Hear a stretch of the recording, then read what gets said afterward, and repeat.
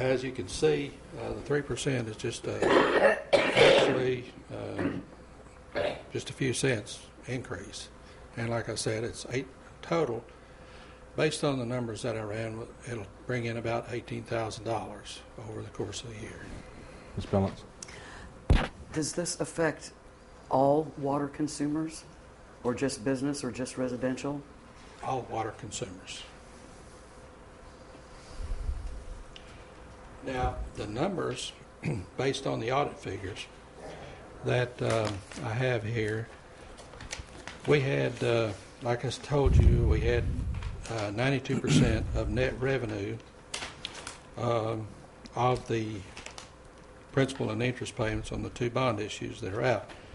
To be at the 120%, we would have to have had $320,810, which gave us a shortage of approximately $68,168. So this $18,000 is just a part of what we're going to have to come up with to be in compliance with the bond agreements. And where the situation is that if we don't raise them, then the trustees of the bond will come in and do it for us. So that's kind of the nuts and bolts. Mr. DeVito.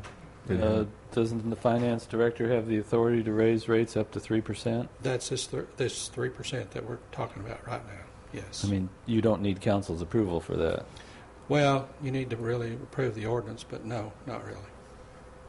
Mr. Pano. That's my understanding anyway. I was just going to ask what the time frame was once, since we haven't reviewed or discussed the audit problem. I'm confused in regards to, you said it was going to go into effect in February, but the ordinance, the way I'm reading it, talks about that it's already gone into effect with the meter readings beginning in December to be billed on the January billing to be mailed in February. Well, that's... That one doesn't... I lost it on that okay, verbiage. Well, they read the meters, and then we're about... They started around for this first billing in 2012. They started reading the meters about December 15th of 2011. And we're about 30 days behind on that billing. That's about... So it would be for that period of time. So it's my understanding we would be billing customers, both residential and commercial, for water already used before we took any action whatsoever to approve a rate increase. Well, essentially, other than what Mr. DeVito said, that the finance director, as I understand, has the authority actually to raise it 3%.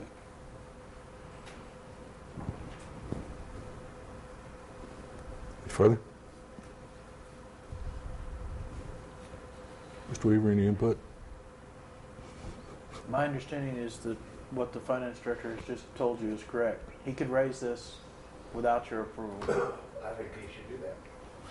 But I do too. the honest truth is, to make your bond people happy, it really should be approved by this table so that it shows this table is taking a good faith interest probably in that audit. Because if you don't, they can come in here, land on our water system, and operate our rates. And when they do that, 3% is going to seem like a small amount. Mr. DeVito. I would move to assign this ordinance a number and place it on its first reading. Second.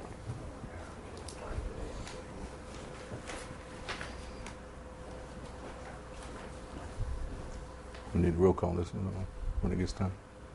All these, okay.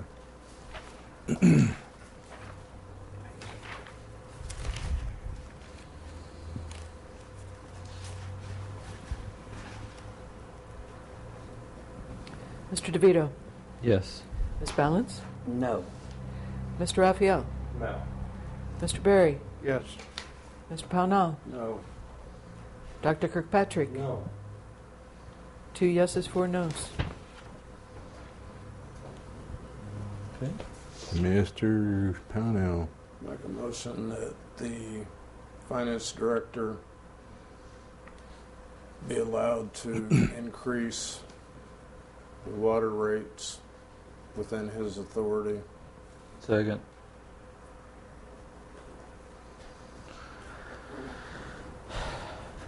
Discussion. Yes, sir. How long do we have in being a responsive body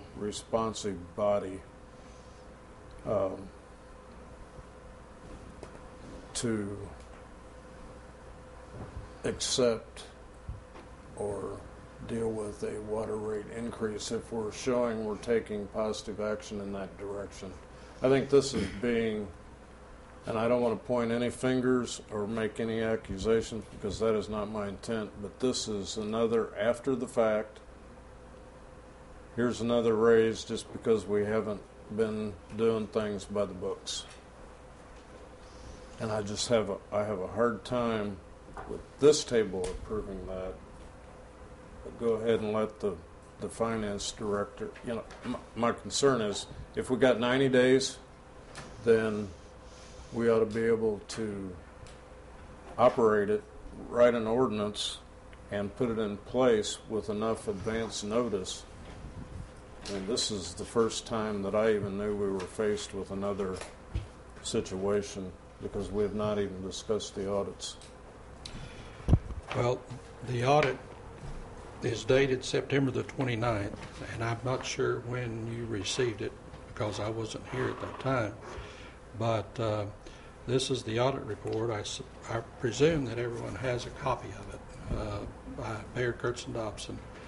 And so I'm just trying to, I don't know what's happened in the past. I'm just trying to help correct the situation that I see. Now, this is, like you said earlier, this is a good faith effort that we move in that direction. As far as a drop dead date time frame, I can't tell you because I don't know.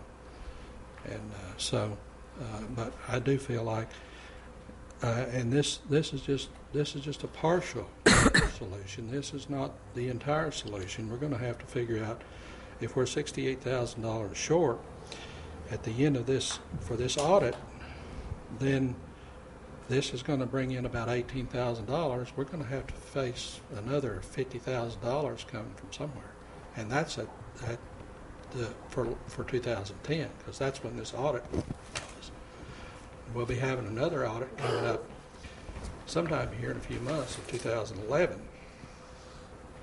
So, Mr. Pownell. Is this another one of those, there's no red flags in the audit, accept it the way it is because that's the way we've always done it in the past? Those seems like very familiar words at this table. Now all of a sudden we're saying that we've got an audit problem and we're trying to fix it. I just, I understand the need to keep the bond rating and all that in line, but it just,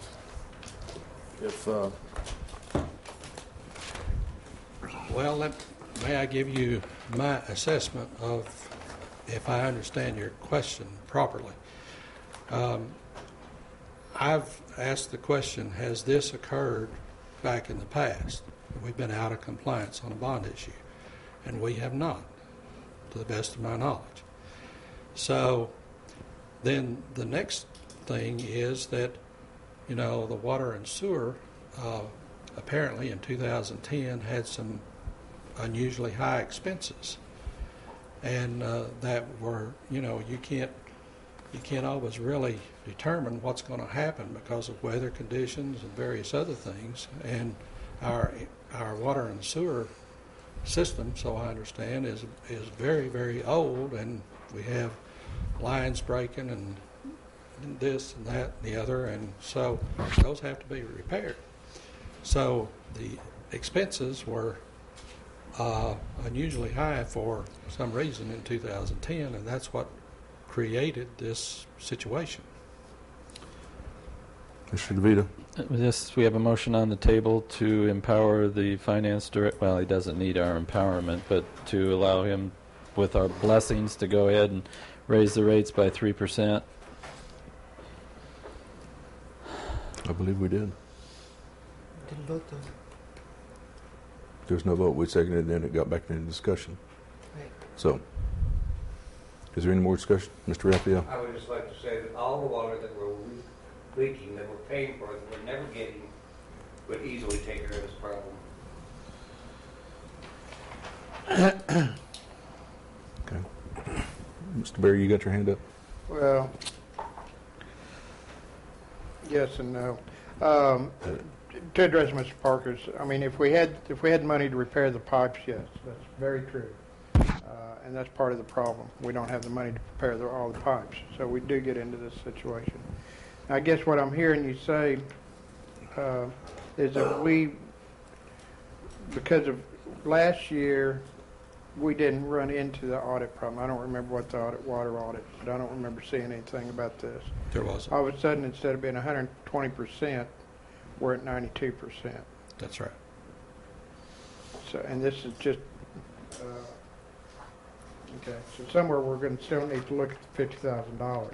Right, and here's the page out of the audit report that shows the 92% and the calculations, if anybody'd like to see it. Is there a motion on the table? Mm-hmm. Yep. To let the finance director. It's your motion. Yes, it's late, and we need to move along. Yes, we do.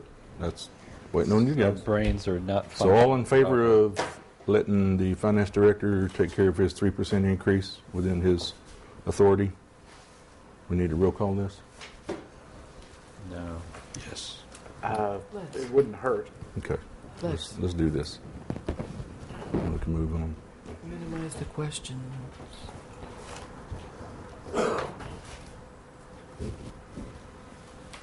Mr. DeVito, Yes. Ms. Balance, No. Mr. Pownall, Yes. Mr. Berry, Yes. Mr. Raphael, No. Dr. Kirkpatrick, Abstain. So it's a no vote. 1, 2, 3 yeses, 2 noes, and 1 abstention, and it is not the same. Is an abstain a no vote? It's counted in the negative. That's what AML says, so an abstain is a no vote. So our count is 3-3. 3-3. 3-3.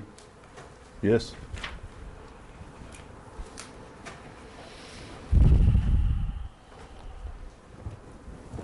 Okay, moving on.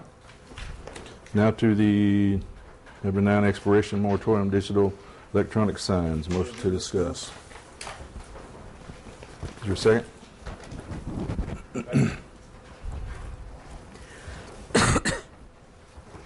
Go ahead. Mr. Pana.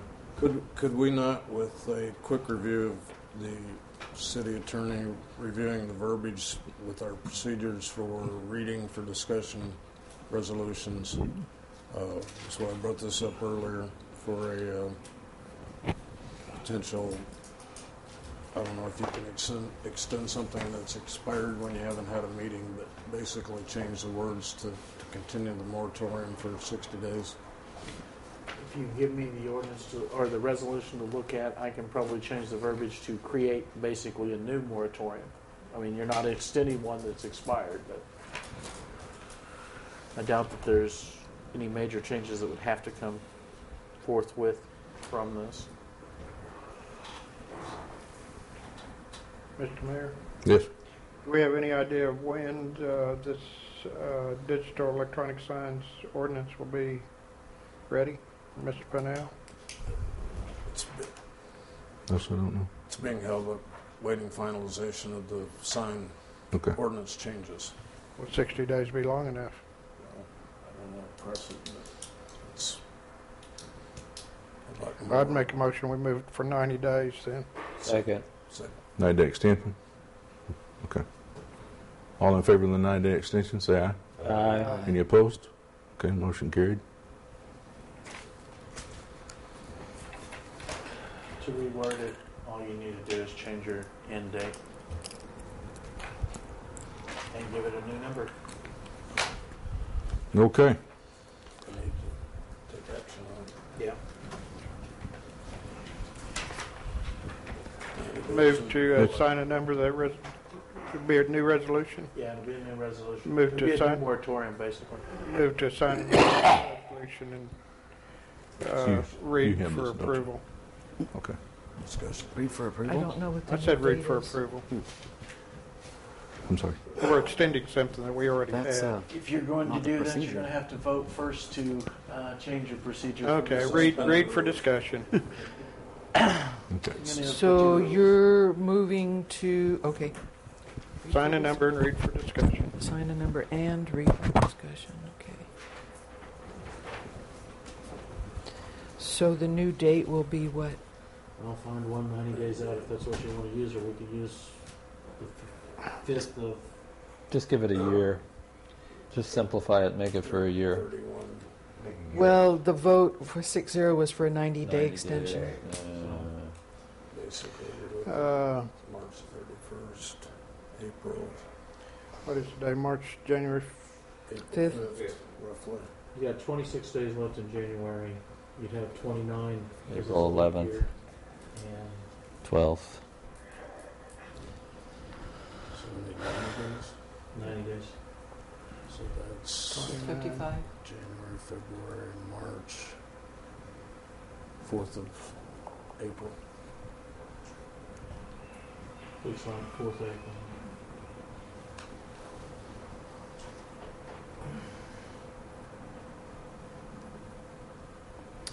Okay, the new,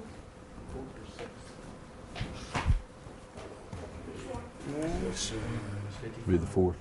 31. 31, the 4th of April. Yeah. Okay. we good? So thanks for turning it on. The, the resolution number will be 591. Sign a number and read for discussion. Okay, a resolution of the City Council of the City of Eureka Springs, Arkansas, declaring a moratorium on approval of any digital electronic signs as it pertains to Title VII signs of the municipal code. Whereas the City Council of the City of Eureka Springs, Arkansas, in conjunction with the Planning Commission, is in the process of correcting administrative errors in Title VII signs. Now therefore be it resolved by the City Council of the City of Eureka Springs, Arkansas, Section 1, that a moratorium on the approval of any digital electronic signs as it pertains to Title VII of the Eureka Springs Municipal Code is hereby declared to be effective upon the reading and passage of this resolution until April 4th, 2012. Section 2, the building official will be notified in writing by the Office of the Mayor, City of Eureka Springs, Arkansas, if the cancellation of this moratorium occurs prior to the above referenced date. Mr. Penna, Move to approve resolution as read. Second. roll call. Roll call.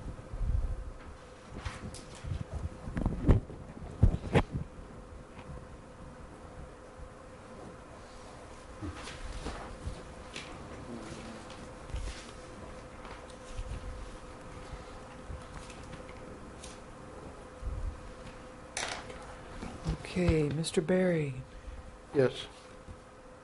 Mr. Raphael, Yeah. Dr. Kirkpatrick, Mr. Pownell, Yes. Mr. DeVito, Yes. Ms. Balance. Yes. 6-0. Alrighty. Yeah. Ta-da. What else? That I think we've covered everything, right? Yep. Okay, next is agenda setting. Ms. Balance.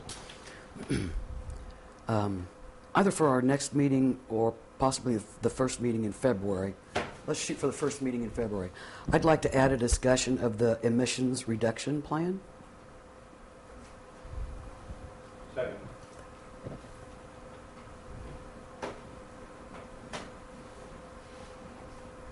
Okay, further?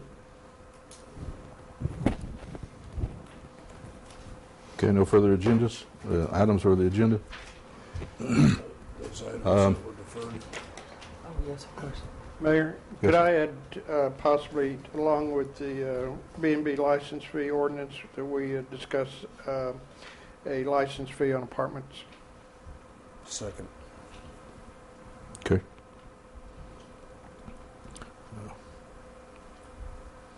License fee on apartments.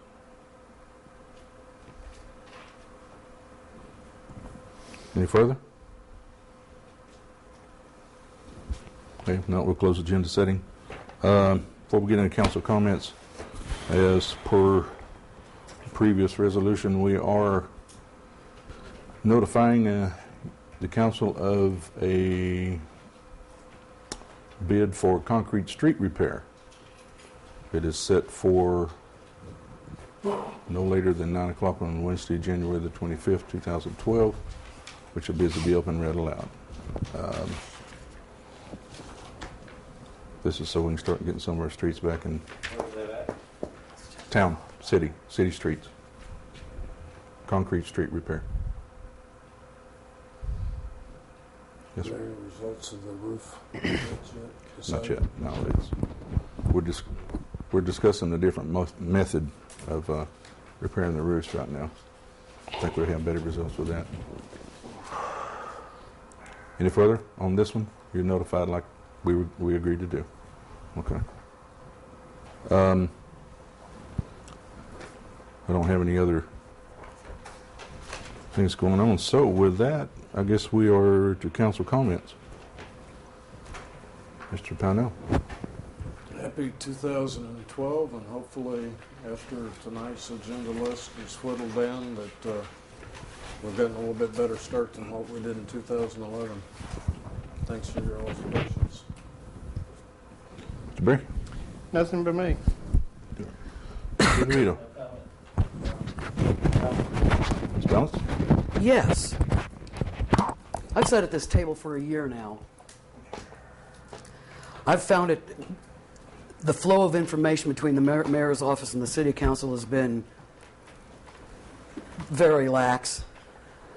I'm amazed at the amount of times things are added to the agenda at the last minute by the mayor. I'm amazed at how many times I get my paperwork at the last minute and we're supposed to read that, absorb it, research it, and take care of it at that meeting. I've been called down by the mayor, I can't tell you how many times, for asking for a second. When Mr. DeVito has asked for seconds, I can't tell you how many times, and nobody says anything about it. I got up once to leave the table after several people had already left this table at city council meetings, and the mayor asked me if I'd asked for permission to leave the table. It says in Robert's Rules of Order, each member of the council is supposed to be able to talk 2 times. Some of these people talk time and time and time and time again.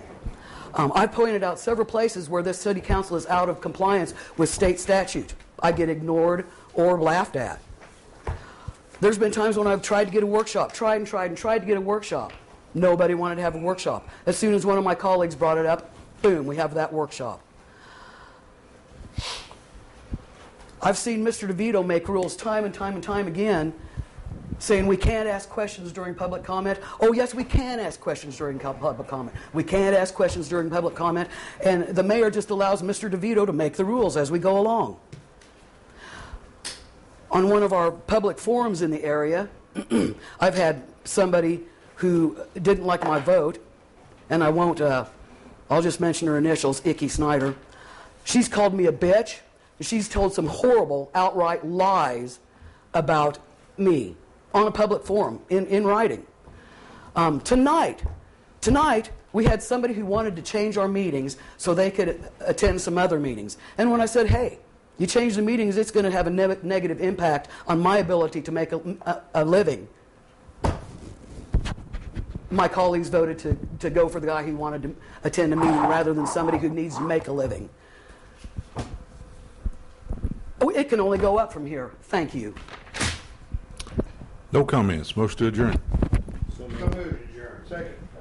All in favor say aye. Break the equipment.